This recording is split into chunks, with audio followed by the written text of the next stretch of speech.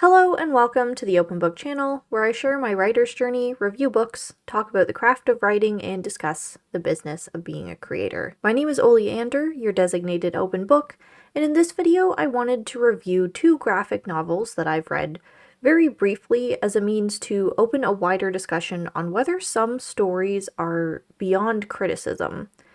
Not in terms of their artistic merit, but actually in their intended lack thereof, which I do not mean as harshly as that sounds, so let me please just get into it. I read Sheets by Brenda Thulmer and Tide Song by Wendy Xu within a decent time span of one another. Sheets was a cute concept, but it felt like the idea of ghosts as sheets in a girl that runs a laundromat was a core aesthetic that needed a bit more time on a narrative worksheet with how these things would come together into a compelling story. There are a lot of core elements that are quite deep, like Marjorie as a struggling 13-year-old trying to save her family business from an evil, sabotaging, capitalistic old man. Unfortunately, the climax and solution didn't quite add up for me and felt a bit rushed. As much as it is a lighthearted graphic novel, its concept is intrinsically linked to death, and there wasn't much nuance or emotional weight given to that, despite Marjorie's family grieving and Wendell, the ghost, literally coming to terms with being dead. There may be more added to the world and character development in later installments that I haven't read,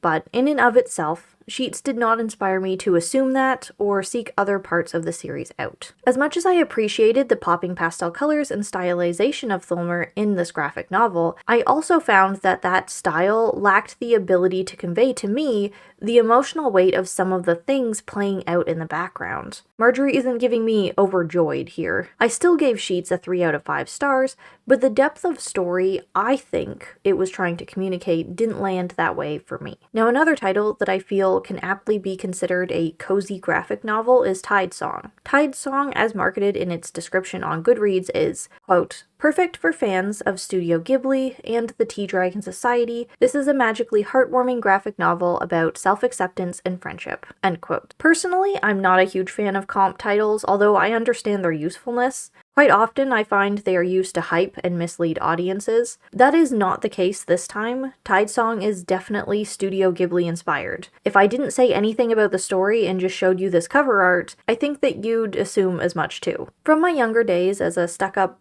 hoity-toity English major, I would like to think I've evolved from the mentality that comes with that territory, of inherently devaluing anything that is not culturally profound upon layers of dissection. I don't think every piece of literature needs to be held up to those made before it, as every story is trying to tell its own story, serve its own function. I don't personally want to hold Tide Song up to a Ghibli film and say it's not as good. That would be dumb, because it is obvious, and Tide Song itself knows that. It's not trying to be better, it's trying to hit that vibe. Even knowing that though, this acknowledgement still leads me to question the validity of its existence in some way. Tide Song was fine. Its story and characters were basic to the point where it felt like it could just rest on what's been made before it without having to do its own development though. I didn't feel like it wasted my time, but I also felt like it told a story that had an opportunity for greater depth that it chose not to grasp, much like Sheets and its dialogue on death. Having outed myself as an English major, I should acknowledge now that I know these are books meant for a middle grade-ish audience. They don't need to be profound, but as we all should know,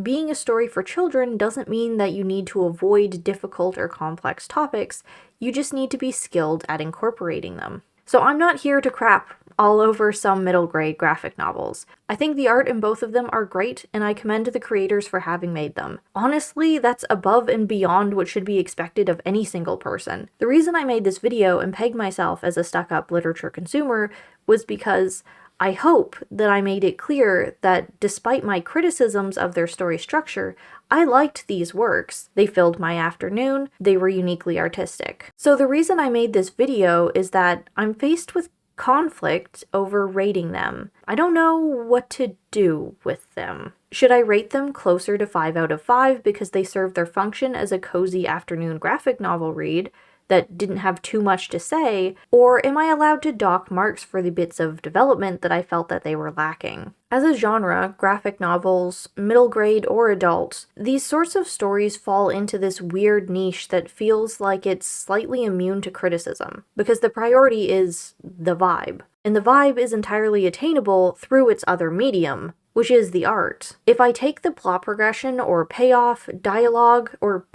any of that out of the equation, these are still cute, striking, and consistent art books in their own right. So personally, I'm on the fence whether the only way to rate graphic novels is on their storytelling. Artistic style is going to be an integral part of a graphic novel, no matter what. But going forward, I want to keep my focus on how well the art conveys the story. With Sheets, I felt like the style detracted from the emotional impact of some things. In Tidesong, I think the style distracts from the need of any character or plot depth. The art style of something should not be a crutch to carry the narrative through, or a means for me to exempt the narrative because of its other prominent efforts, right? Let me know in the comments below how you handle your ratings for graphic novels, or for works whose functions are generally understood to be cozy without any additional narrative drive. Do you feel as though that's more than enough? Are cozy works allowed to receive criticism outside of their intended function? Or do they just get full scores for achieving that function? As always, thank you so much for watching. If you enjoyed this video, please consider leaving a like or subscribing. If you'd like to support me or the open book, you will find a link to my Ko-fi in the description.